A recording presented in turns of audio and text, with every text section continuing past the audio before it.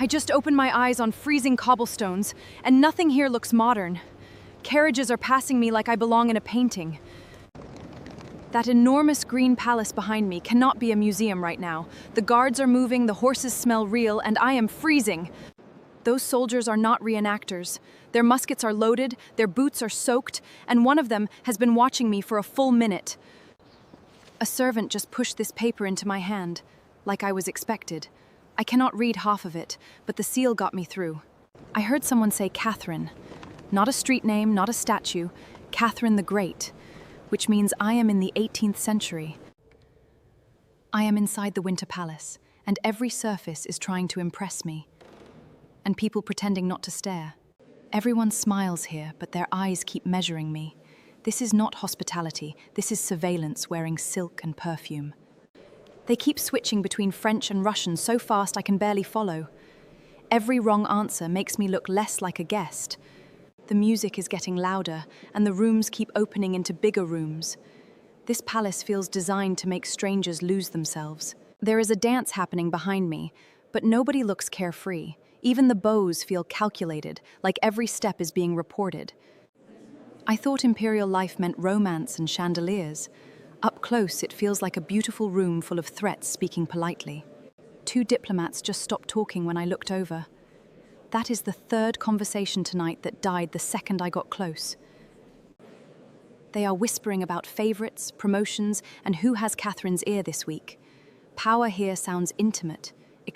There are maps everywhere, and none of these lines feel decorative. They are talking about borders like they are furniture to move.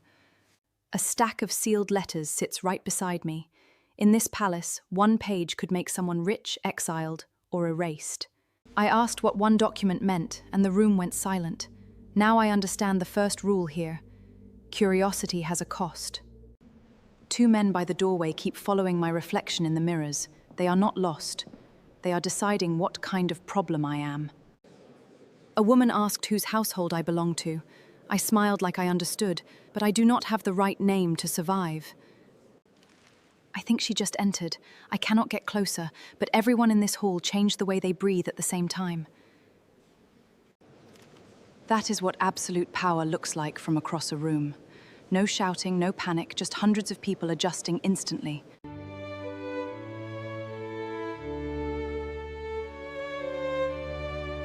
I do not belong here.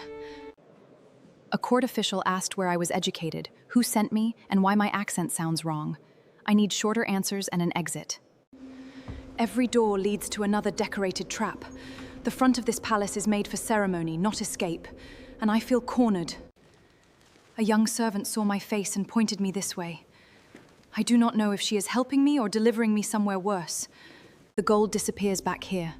No mirrors, no chandeliers, just stone stairs, locked doors, and footsteps that make everyone stop breathing. These stairs are so tight my shoulder keeps scraping the wall. The palace is grand only where powerful people are meant to look. Below the ballroom, servants are carrying water, bread, coal, and gossip. The empire upstairs is being kept alive by exhausted hands. It is hotter down here than anywhere upstairs, but nobody looks comfortable. Luxury has a basement, and it smells like smoke. Someone gave me a note and told me not to read it in the light. That is the least comforting instruction today.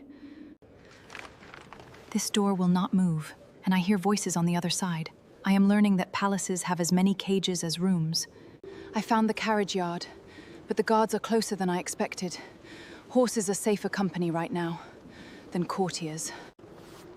The horses keep stamping in the cold, and every lantern makes the fog glow. This is beautiful, but I need it to hide me.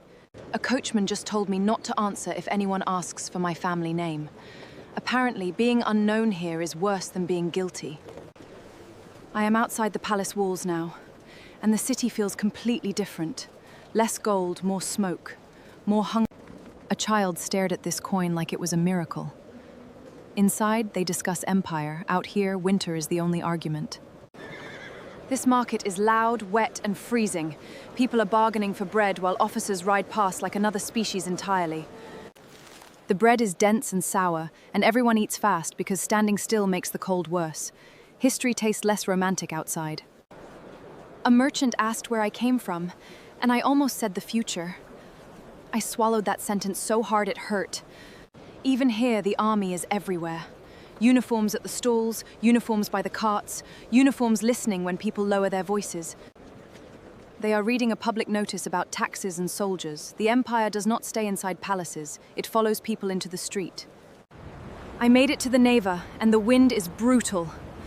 The palaces look weightless across the water, like danger learned. From here, Catherine's Russia looks almost perfect. But every beautiful reflection is sitting on black water and cold stone below. Those ships are not just scenery. This city is a machine for trade, war, ambition, and sending orders farther than anyone can see. I finally open the note. It only says one word in French: leave. That is either advice, a threat. I should stay away from the palace. But every street seems to curve back toward it. Power has a way of becoming the center. The bells started ringing, and everyone around me became serious at once. Even the candles make the gold icons shimmer, but nobody is speaking freely here either. Reverence and caution are almost the same posture. A court lady recognized my dress fabric and said it belongs to no household here. That was not curiosity, it was a warning. I told her I was attached to a foreign delegation. She smiled like she knew I was lying, which somehow made it worse. They are debating philosophy in French while servants refill cups behind them. Enlightenment sounds elegant until someone mentions prison aloud. Catherine collects ideas like jewels, but ideas here still need permission to breathe. That contradiction is everywhere once you notice it. An officer asked why I keep appearing alone. I said I was looking for my party, which is true only if panic counts. The tapestries are massive, and the hallway behind them is darker than it should be. I am starting to trust shadows more than smiles. I am hiding in an alcove while two men argue nearby. One keeps saying foreigner, and I really hope he does not mean me. Servants just carried locked boxes past me under guard. Whatever is inside, it matters enough that nobody is pretending anymore. Night is falling over the square, and the palace windows are turning gold. It looks warm from outside, which feels like a lie. The guards changed posts, and I counted the timing. I hate that I am now thinking like someone who needs to escape. I found an unlocked carriage, but climbing inside would make me too visible. Every solution here becomes another way to get caught. Someone nearby just said a guest was taken for questioning. Nobody screamed, nobody ran, and that silence scares me more. I bought this rough shawl to cover my bonnet. It helps, but my face still says I do not know the rules. A man at the stall called Catherine Mother of the Empire, then looked around before saying anything else. Praise here has survival instincts. The side streets are slick with frozen mud, and people keep their heads down. Nobody here has time for imperial elegance. Some soldiers look as cold and hungry as everyone else on this street. Uniforms give them authority, but not comfort. I can see the ballroom lights from here. It is strange how beauty can keep shining while people suffer just outside its walls. This little badge might get me through a side entrance. It is a terrible idea, but it may be my only way inside. I am going back in through the servants' entrance. The palace feels less like a building now and more like a test. Carrying laundry makes people ignore me, which says a lot about this world. Invisible people see everything that power misses. The servants know every scandal before the nobles do. Down here, politics arrives as dirty plates and overheard names first. They are preparing dishes for people who will never see this room. Palace grandeur depends on work it refuses to acknowledge. I stepped out with the tray, and suddenly I am invisible again. Same face, same person, different object in my hands. The nobles take sweets without looking at me. That may be the safest I have been all night in this palace. The officer from earlier just saw me carrying a tray. His face changed, and now I have about 5 seconds before questions start. I am walking fast, but not running, because running would confess everything. My heart is not following that strategy at all. I dropped one spoon, and the sound felt enormous. In a palace full of music, one mistake can still echo like a confession. There is a door behind the paneling. Of course there is. This building was designed by people who expected secrets to need architecture. I found a room full of records, lists, and this is not the glamorous side of power. This is its memory. Rows of names fill these ledgers. Some are officers, some are servants, and some probably have no idea they were written down. Footsteps are coming closer, and I need to stop touching evidence like I am in a museum. This is not a museum yet. The chapel antechamber is empty for half a minute, which feels like mercy. Even the candles look like they are keeping watch. This place asks everyone to bow, pray, flatter, and fear. I can feel how easily survival. A patrol just passed the doorway, and I did not breathe until their boots faded. This palace turns stillness into a skill. I made it back to the river before dawn. The sky is pale, the water is black, and the city looks innocent again. Dawn makes everything softer, but it does not erase what I saw. The same palace can be breathtaking and brutal. Catherine's Russia is not just gowns, portraits, and famous victories. It is people calculating every word because power is listening. I hear boots behind me again. Maybe they are not coming for me, but history has not earned that much trust tonight. I am hiding behind a cart while the patrol passes. The wheels smell like mud, straw, and the least royal part of the empire. An old woman pulled this scarf over my face and told me to look tired. That might be the best disguise in this city. Men are already working by the river before sunrise. Empires wake early when ordinary people have no choice at all. The Winter Palace is behind me again, glowing through the fog. It is one of the most beautiful warnings I have ever seen. I came in expecting a fairy tale version of the past. What I found was colder, smarter, and much more dangerous. I used to think Catherine the Great's Russia was palaces and golden rooms. But history is never only what shines.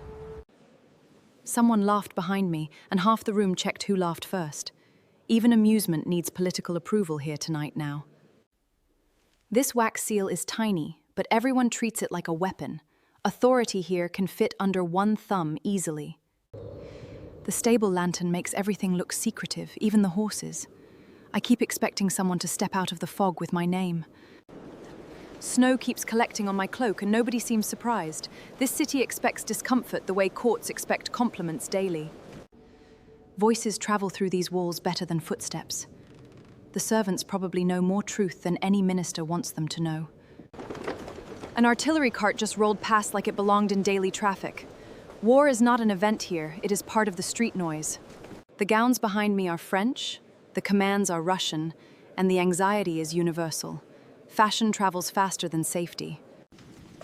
Even the servants have ranks, rules, and quiet rivalries. The palace teaches everyone to know exactly where they... My breath keeps turning white in front of me. Paintings never show how cold all this elegance must have felt. Every corridor needs candles, and every candle needs labor. Even light is expensive when a palace decides to glow all night. The room sounds like silk, heels, and whispers. Nobody has to shout when reputation can do the damage quietly enough. They keep asking for papers, sponsors, introductions. Identity is not who you are, it is who will claim you.